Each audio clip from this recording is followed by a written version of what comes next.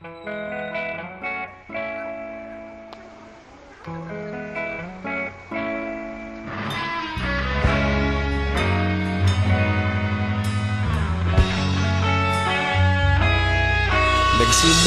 ang lahat sa eskwela, nagsama-samang 12 sa kalokohan at sa tuksuhan, hindi maawat sa isa't isa.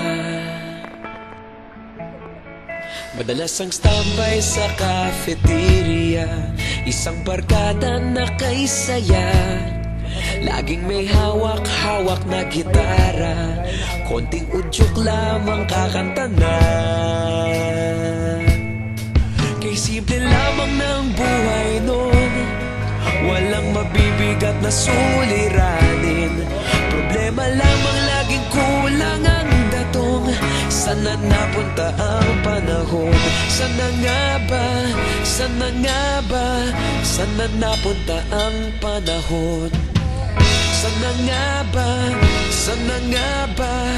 Sana napunta ang panahon? Sa unang ligaw kayo'y magkasama, magkasabwat sa pambobola. Walang sikreto kayong tinatago, okay sarap ng samahang barkada. Nagkawatakan na sa kolehiyo, kanya-kanya na ang lakaran. Kahit minsan na lang kung magkita, pagkakaibigay hindi nawala. At kung saan na napadpad ang ilan, sa dating eskwela meron din naiwan. Meron pa ng mga ilang nawala na lang, nakakamiss ang dating samahan. Sana nga ba? Sana nga ba? Sana nga bang barkada ngayon? Sana nga ba? Sana nga ba? Sana nga bang barkada ngayon?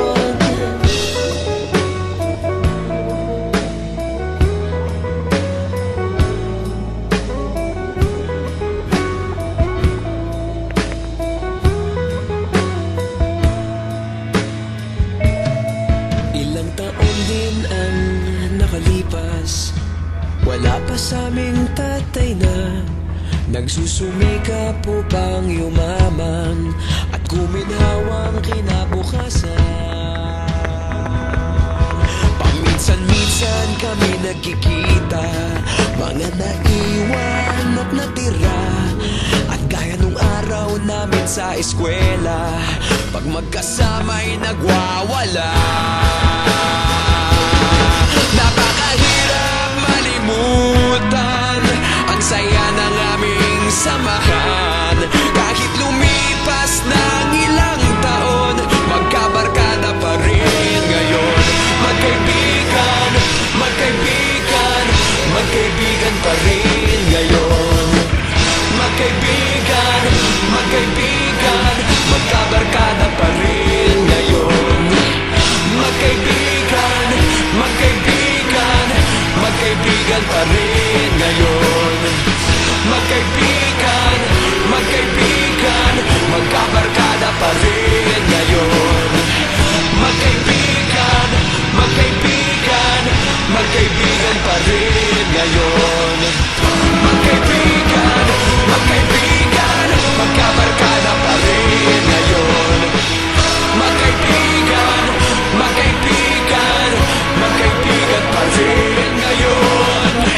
Magkaibigan, magkaibigan, magkabarkada pa rin ngayon. Nagsimula ang lahat sa eskwela. Yung ano yung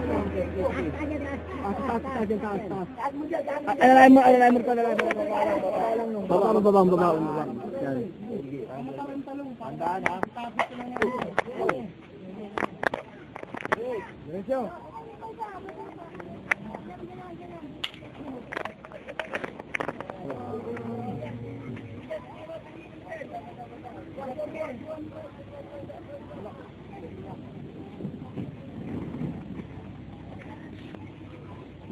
Kayo ang dahilan kung bakit di ako sumuko sa mga bagay na kung ba't ang luha ko'y tumulo. Ito ang mensahe ko upang aking ipahatid sa mga tropa, kaibigan, kapangkat at kapatid. Pasasalamat kong kay tagal ko nang gustong sabihin. Ang puso ko ang gumawa nitong aking awitin. Para sa inyong lahat, ito ang tanging paraan. Sa mga taong para sa akin ay palaging nandyan. Hambog.